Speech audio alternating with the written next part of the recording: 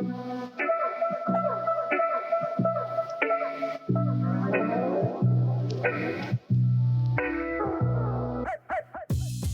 thank you all for attending the Overland Journal podcast live. I've got Amanda Zito as the magpie flies. Is that correct? That is. Awesome. So thank you so much for being on the podcast with me today.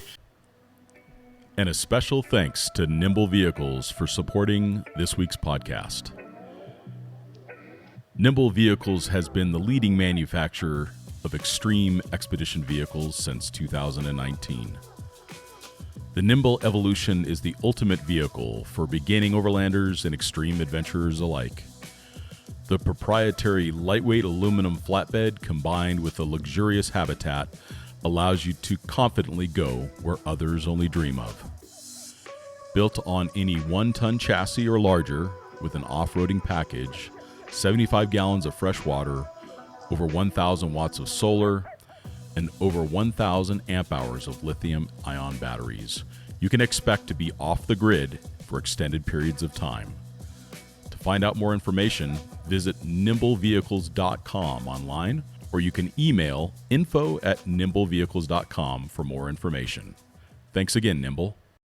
Your story is fascinating, and there's so much inspiration to be had from the things that you've accomplished.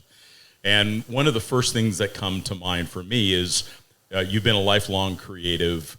What caused that transition for you to go from being a creative living in Montana to now I'm going to hop on a motorcycle and start to go see the country? Well, the first thing is I moved from Montana to Portland in 2010 to attend art school. Nice. So that's how I got my bachelor's degree in fine arts.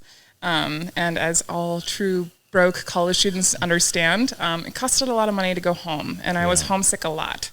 I had horses in Montana. I've always been a horse girl. Like, you can stereotype me, that's fine. But at the time, I had this boat of a car, and it cost almost $400 to go home and back. And It was way too much, especially for the amount that I wanted to go back and forth. So motorcycles were the next best thing to horses. So I started on a 1980 Suzuki GS 850 to go from Portland to Montana and back. And that's also how I got into motorcycle camping, because I couldn't afford to stay at a hotel.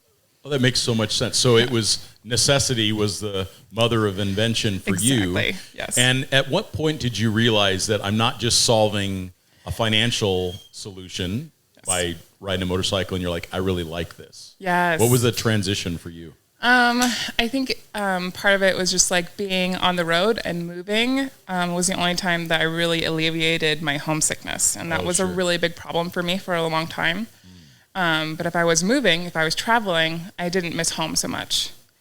Yeah, it is amazing how travel will do that for us, because you're in the moment. Yes. You're solving problems, you're navigating, you're experiencing new connections.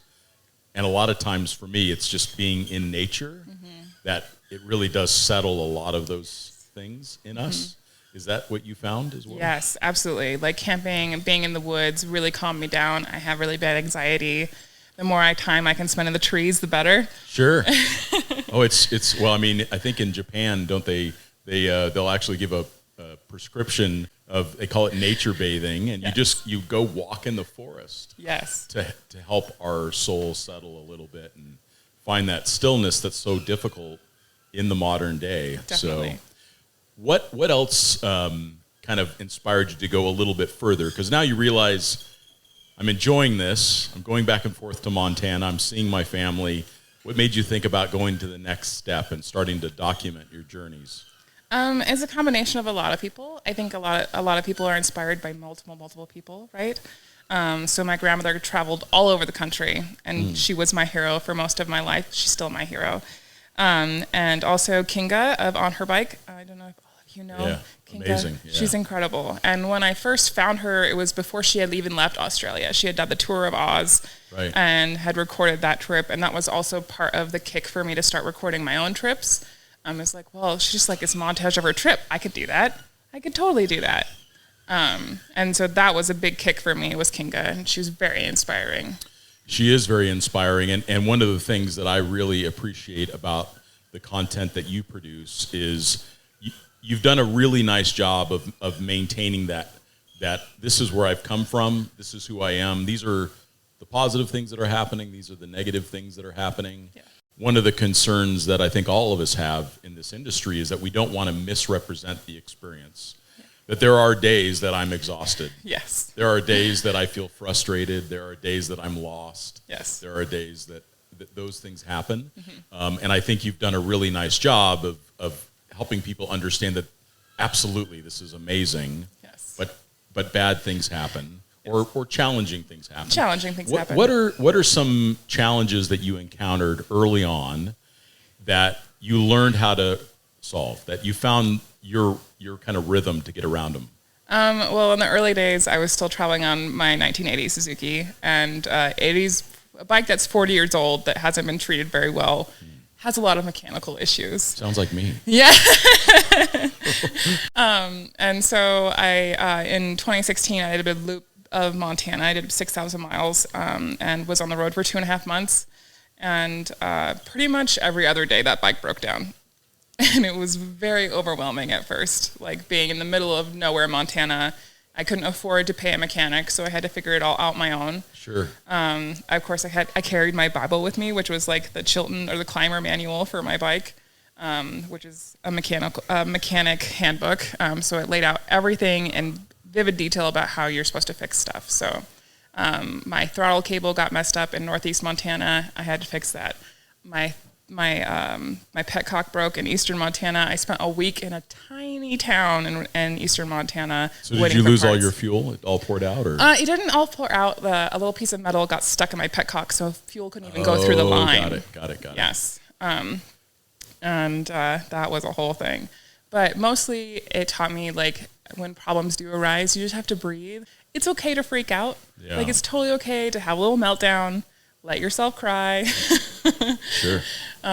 Grieve your original plans, because that's also necessary. And then take a deep breath, and then you tackle one thing at a time. Mm-hmm. What is the immediate problem? We have to take care of that first. The next stuff can come after that. And that's really important, is staying as close to the moment as possible and worry about the future after the problem is dealt with. That's one of the things that I've noticed when people make the transition from being a tourist to a traveler is when they accept the fact that things are not going to go according to plan. Mm-hmm. As tourists, when we travel, we're on a schedule. We've got to get from here to here in this hotel, and this is when we fly out.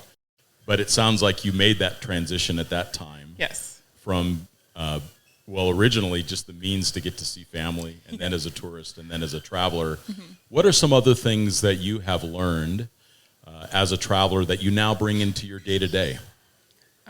Dealing with my anxiety in a strange place. Yeah. I do have anxiety attacks, and they sneak up on you in the least convenient times. It's kind of the nature of anxiety and panic attacks. And when I'm at home, it's very not easy, but it's simpler to deal with a panic attack because I have my safe corner, and I go to my safe corner, and I breathe through it and calm myself down and just let it happen.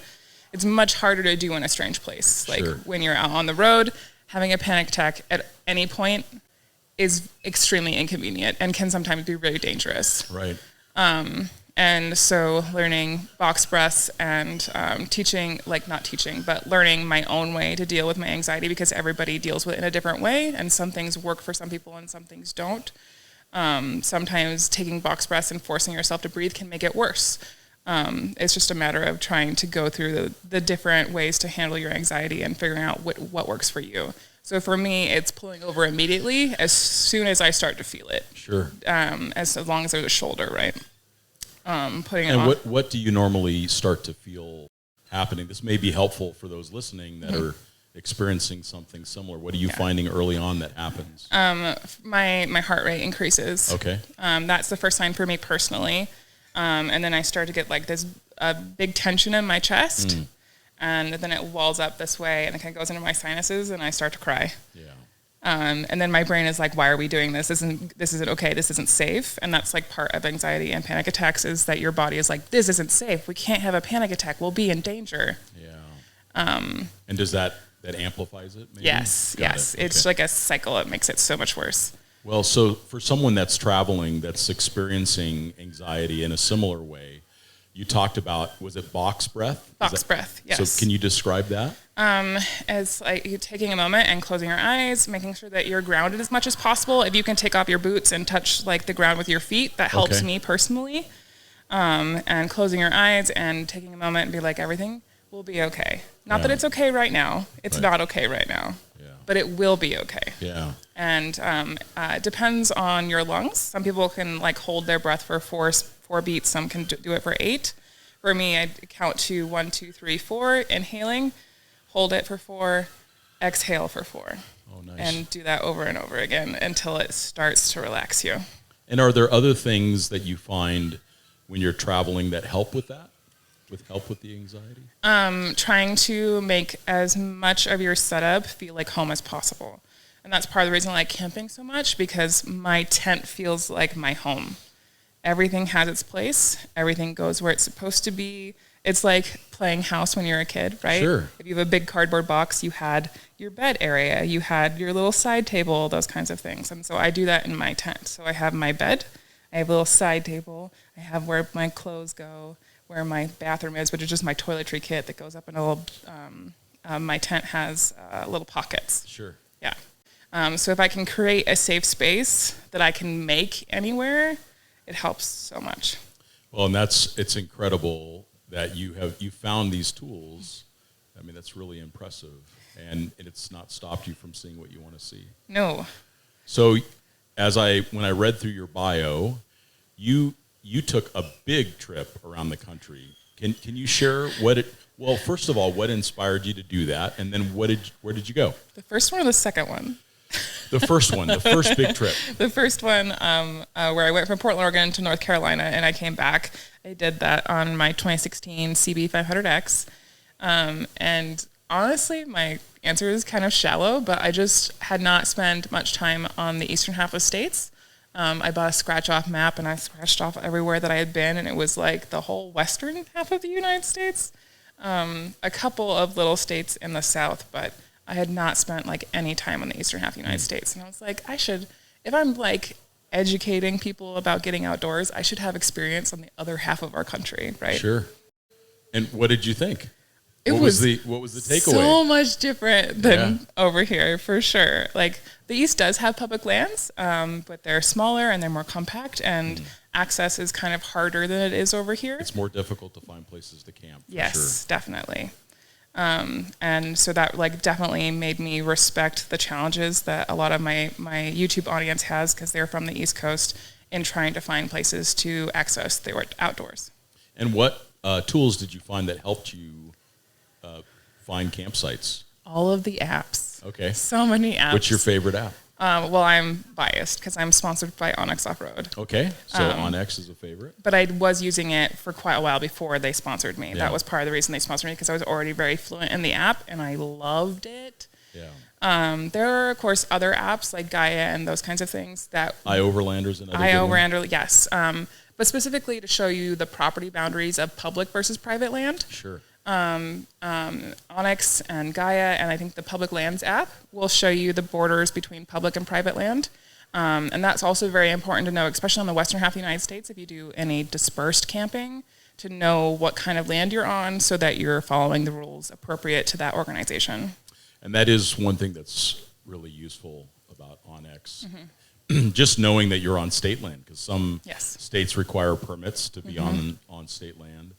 Knowing if you ventured into private land accidentally, that's really helpful. Definitely. For sure. And then what other things did you find about traveling in that area that are different from the Pacific Northwest? What gear did you need that was different, and what solutions did you find that worked well? I thought that I was prepared coming from the Pacific Northwest, and we have a lot of rain. That's true. You do. But I obviously did not do a good enough job waterproofing my tent. I had a massive downpour in West Virginia, and like my tent, like not totally flooded, but there was moisture in my tent. Because the area that I was in was a slight depression that I didn't see because there was hay all over the campsite. And I was like, why is there hay here, right? Got it. It's because it floods. Got it. So my tent was in a slight depression. The water went under and over my footprint and soaked through my bathtub. So you finished this trip out east, and now you are planning a bigger trip, which the next one I think was kind of around the country as it looked like. I did that one. I did. That was in March. Okay. Yes. And what did you learn from the first trip out east that you changed? Did you change your bike? What were the things that you changed about your travels or your equipment when you did the bigger trip? We're going to take a brief break and we will be right back. This week's episode is supported in part by iCamper. They make innovative hard shell and soft-sided roof tents that are designed to survive long-term overland use. Their revolutionary X cover won the Overland Journal Editor's Choice Award, eliminating the bulky PVC cover and also allowing for the fitment of crossbars for carrying bikes and kayaks. Their SkyCamp Mini is another award-winning design that provides a hard shell tent in the footprint of a much smaller clamshell model. This is the perfect solution for smaller vehicles or on vehicles where rack space is dedicated to other systems. iCamper believes that the best times are those spent traveling, discovering the world with those you love most. You can find out more about their quality tents at iCamper.com. There was a couple of upgrades I did. I got new brakes, but that was my bike needed that. I added a Pelican case to my bike so I could bring my laptop along with me. Obviously, my whole job is to be a content creator, and I knew that I needed more than just a tablet to be able to do my job on this trip. So I added a Pelican case to the luggage rack of my bike, and I mount my camping duffel on top of that. The Pelican case protects my laptop to make sure that it's all nice and safe. It's lockable. I add extra locks onto it. A big upgrade for me was I added a thing called a moto jug to my bike for hydration. I normally carry a hydration backpack. I've done that for ages. On the first cross-country trip, I started to get back pain because I was wearing it every single day, nonstop. And it's 2.5 liters, and water is like some of the heaviest things that you could wear. So I added a moto jug, which is 1 gallon, and it's a stainless steel container, and it sits in like this fabric, and it sits on the passenger peg of my bike. And then there's a hose that come up to the top, so all you have to do is pull it. Okay. There's no weight on your body. I stayed way more hydrated. It was awesome. Yeah, I used to have like a camelback that I would wear. And I was talking to a Dakar rider, and he said, well, first of all, put the weight on the mule, which is the bike. Yeah. And then he said the bigger problem is that it closes off all the ventilation for your back. The back of your jacket, so it can really, occlude all of the airflow through there and block that off. And I thought, that's a really good advice. So I've not done that since then. So yes. That's a good observation. It's life-changing, isn't it? It changes a lot. It changes a lot. So when you're camping remote, how do you normally eat, and what's your solution for that? I've become kind of obsessive about my camp kitchen. I used to just really rely on like canned soups because I couldn't afford dehydrated meals all the time because they become kind of expensive if that's what you're eating most of the time. Also, a lot of dehydrated meals tend to have a lot of sodium or preservatives in them. There are wonderful companies now that have removed those kinds of things, which is super awesome. Is there one that you like? Packet Gourmet. I think they're based out of Texas. Okay. They're my favorite. Okay, that's good to know. But they do it's a little bit expensive. I think their meals start at about $14. Yeah. Of course, that's 2 servings, so you could definitely split them up if you wanted to.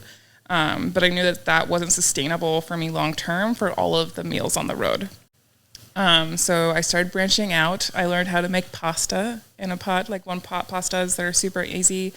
And then I started making more complicated things. I learned how to make rice in my camp stove, which is very tricky. I can imagine. Never done that.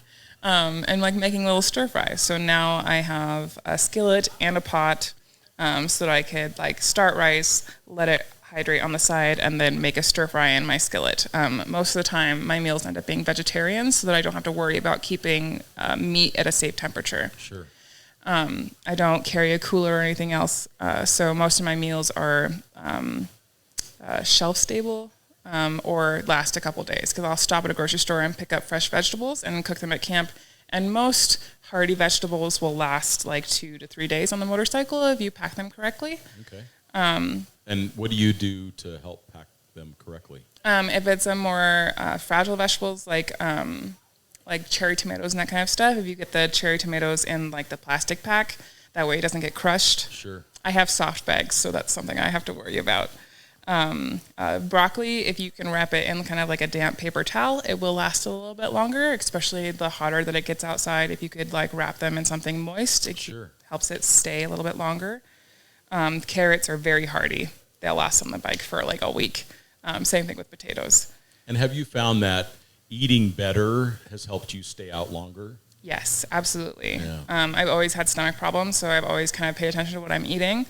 Making sure that I'm consuming way more vegetables and greens and that kind of stuff has like, one, make me felt so much better, and like I can ride longer during the day without starting to feel bogged down and that kind of stuff. I don't know if you've had a day where you ate just like way too much jerky and you can feel it. Like I'm dehydrating from the inside out? Yeah. Yes. Yeah, exactly. I've probably done that more times than I should admit to. So, yeah. And like the other benefit of eating a lot of vegetables on the road is that you're also hydrating from the vegetables as well. Like we all, as outdoor people, I'm sure, have a struggle with staying hydrated. You just cannot get enough water into your body. Electrolytes, of course, are very, very important, and a lot of people know that. But like being able to also being hydrated from the food that you're consuming is awesome. And it's hard to carry enough water on a motorcycle. Yes. They're very payload sensitive. And yeah. And then once you go off-road, the heavier the bike is, the more challenging. Definitely. Which leads me to a question. When you started riding, were you mostly on pavement and then started to introduce off-road riding? Did you have any experience off-road riding when you were younger? What were some of the things that helped you? Because I see a lot of your photos now. You are getting further off-road. You're crossing streams. It's awesome. It's awesome. What was the progress for you to feel more comfortable solo riding off-road? I started going off-road with that 1980 Suzuki just because I didn't know any better. I was like, I want to go to that place, and the fact that it was gravel didn't faze me. When I started riding, I didn't really know anybody else who rode, so I didn't get any of like that fear of like dirt or rocks or anything like that involved. My grandpa rode, but he only rode with me a couple times, and when I did ride with him, he's like, gravel is the same as pavement. Just go a little bit slower, you know?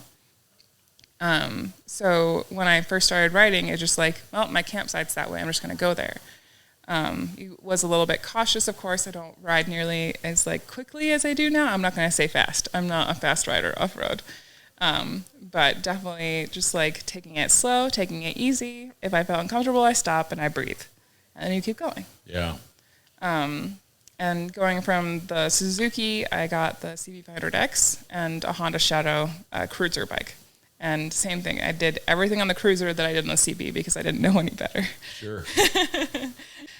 So the bike that you travel on now, is it a CB500, you said? Yes, yeah. I'm borrowing an Africa Twin from Honda right now. I'm extremely spoiled. I don't know how I'm going to give that bike back. That's a different kind of motorcycle. Yeah. Does it have the DCT or is it a manual transmission? It's the DCT, yeah. What do you think of that? It has grown on me. Yeah, at first it's tough. Yes. Why do I have an automatic transmission on my motorcycle? At first you're just like, where is my clutch? Yeah. But when you have to do long hauls and you're going through towns and stuff, it's really nice. Yeah. Or even really technical off-road because it kind of works like a recluse clutch and you can go really slow without stalling. Yes. Yeah. If you go up a hill, like I feel like a lot of that fear of like cutting out the engine halfway up the hill is totally gone now. Yeah. Yeah. And do you think that is the direction that you would want to go? Something about that size now that you've ridden it longer? I think that the Africa Twin is just like exactly what I need for what I do right now. It is definitely heavy, but I don't do a lot of super technical riding at the moment. I'm much more interested in like traveling, seeing a lot of new things than I am about like trying to do really technical, difficult obstacles, if that makes sense. No, it totally makes sense. So speaking of traveling and seeing new things, what are some of your goals going forward? Where do you want to go next? Now that you've done these big loops in the U.S., what's next? A long-term goal is to go to Alaska, of course. I want to hit as many of the United States as I can before trying to set my sights abroad. I do have the northeast of the United States to hit next, and then Alaska is after that. And do you think you would ride through Canada, or would you take the ferry, or what would be your plan? I think it's more cost-effective to go through Canada. I did look at the ferry, and if I go to Alaska, I really want my brother to go with me. And for 2 bikes on the ferry, like, don't quote me, I'm sure prices have changed, but when I looked at it, it was like $5,000 for 2 bikes. Could be, yeah. And so going up through Canada would be much more cost effective. And I kind of want to go up to the Arctic Circle. Sure. See that, and then go back to Tuktoyaktuk. Yeah, nice. Yeah, Tuktoyaktuk is amazing. And now that there's the summer road, it's much easier to do that on a motorcycle. Yeah. You'd have to have studded tires to do it before that, so on the ice roads. Yeah. And a special thanks to Terran Designs for supporting this week's podcast. When you're buying the best for your rig, you might as well do the same for your wardrobe. Terran is the best outdoor apparel on the market and the sharpest looking as well. From their flagship lightweight traveler pants with built-in bug repellency to their innovative fire-resistant campfire puffy, you can pack lighter, stay fresh longer, and push the boundaries on adventure. Build your kit today at terrandesigns.com. That's TEREN designs.com. Because you no longer have to look like you live out your vehicle when you actually live out of your vehicle. Thanks again, Terran. When you think about, or when you talk to people that are interested in having these same experiences as you, what is some common pieces of advice that you give to new riders or people that want to maybe venture further? What's some advice that you tend to give? To be patient with yourself, first off. Like, just because you see other people online doing super difficult obstacles doesn't mean that you have to. Yeah. If it's not fun for you, there's no reason for you to be doing it. Yeah. Also, to invest in good gear. Especially people who are getting started camping, one of the first things they turn to is big box stores because it's cheap and it's accessible. But from my experience, I did do that, and I regretted it almost immediately. So investing in really good gear, even if that's like a budget backpacking tent, you will be so much happier in the long run. No, that's great advice. And one of the things that I found with motorcycling is you have to use lightweight gear. Yes. And you have to spend some money in order to get something that is lightweight and durable. Mm-hmm. So what have you found are some things that have worked really well for you? What's part of your kit that you're like, this is my go-to stuff? The life-changing piece of gear for me was when I got my Big Agnes tent. It's a Copper Spur HV UL2 bike packing version. So Big Agnes, and I'm sure other companies do this as well. They have a series of bike packing tents. They're specific to like bicycle packing, not necessarily motorcycling, but it fits perfect for our uses. And part of that is because the pole sections are broken down into 12-inch instead of like shorter, 17 inches. And it's ultralight, so it packs down tiny. It doesn't weigh very much, and the Copper Spur is a two-person tent, and it's about the size that a normal one-person tent would be, like packed up. Has that held up well? Yes, I've had it for almost 5 years now. Oh, geez, yeah, that's a good it's a good tent. Yes. Wow, and nothing is broken. And nothing is broken. I did have to patch one hole, but that was my fault, not the tent. That happens. Yeah. That's incredible. Yeah. Okay, so what other things are like that have been so impressive like that for you? The Zito Summit X Series for their kitchen equipment has been really, really awesome. I used to carry around a stainless steel Stanley pot, and I dropped it when I had a Tiger. I dropped it pretty heavily on a rock, and that Stanley pot just like caved in. Sure. It was a very trusty pot for a very long time, and it's a great option for people who need something like that. The Zito Summit X line has like this X pot that collapses down nice and flat. Okay. And then they have the Alpha pan, and the pot kind of nestles into the pan. And then I have a kettle and a cup, and it sounds like a lot of stuff, but it packs down to like this much because it all folds into each other. And I've dropped the bike multiple times. I think the Alpha pan has like a small ding into it, but like nothing like the way that my Stanley pot like crunched in. Crumpled. Not saying that Stanley is bad, but that's what I did to it. You drop a motorcycle on just about anything, including your foot, it hurts. Yes, definitely. After all of these journeys, what do you think you've learned most about yourself after all of that? I have grown so much, definitely. Yeah. When I first started riding, I would not talk to anybody when I left the house. I would made my map, and like even when I went to the gas station, I wouldn't talk to anybody. I would purposely go to gas stations where I could pay at the pump and keep going, right? Yeah. When I did that big tour of Montana, one of my rules was that I wasn't allowed to use GPS. I only was allowed to use paper maps because I knew it would force me to talk to people, which was amazing. I met incredible humans on that trip. Do you want me to pause? Yeah. Oh, that's some great insights. And you talk about starting to interact with others as you began to travel more. What have you most learned about other people in your journeys? Everybody has a story, and they want to tell you. Yeah, that's true. That's true. And sometimes they'll take half the day to do that. Yeah. Yes.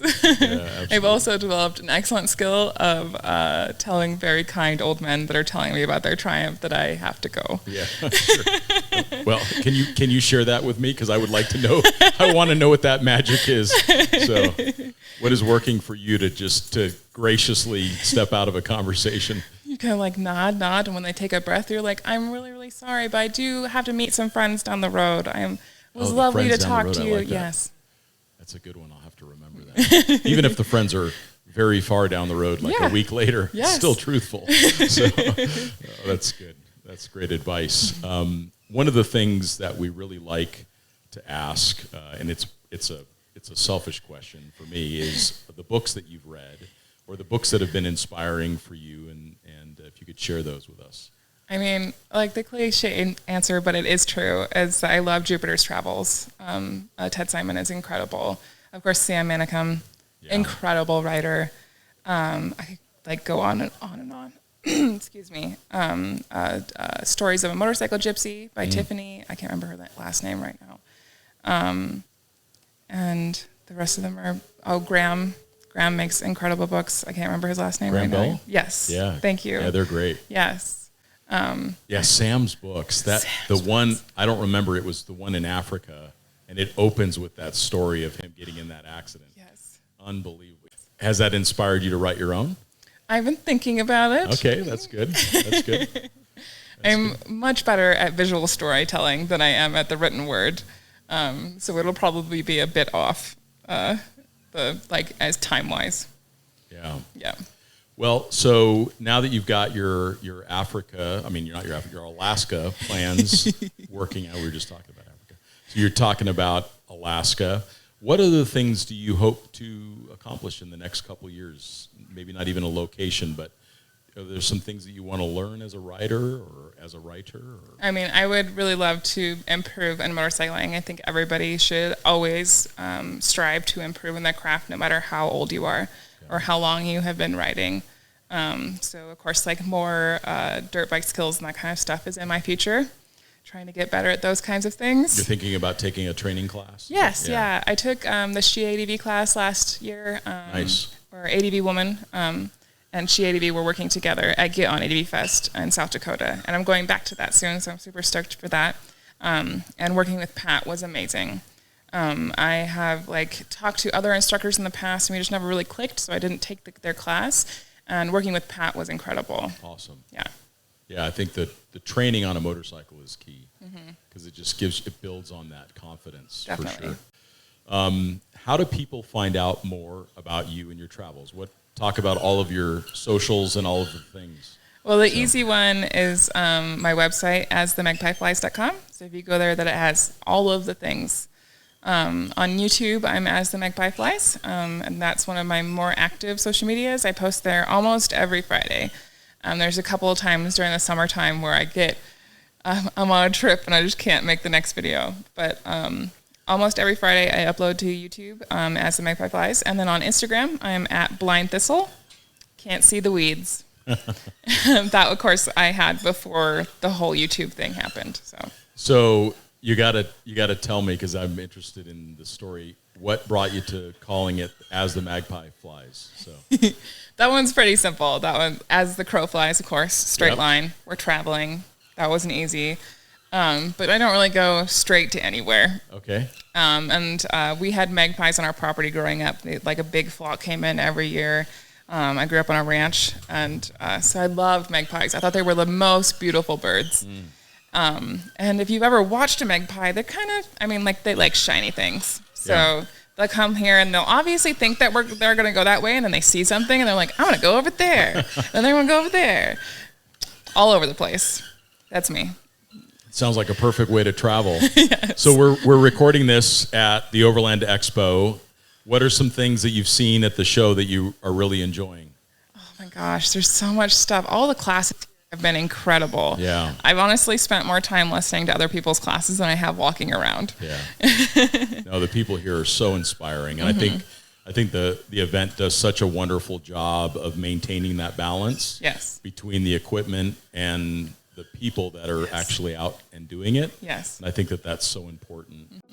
Well, thank you so much for Thank being you. on the podcast today and sharing your amazing stories and adventures. Keep it up and keep us up to date on how you're doing and where you're going, and we'll share that with the audience as well.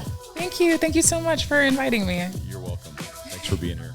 Thank you all for attending. Yeah.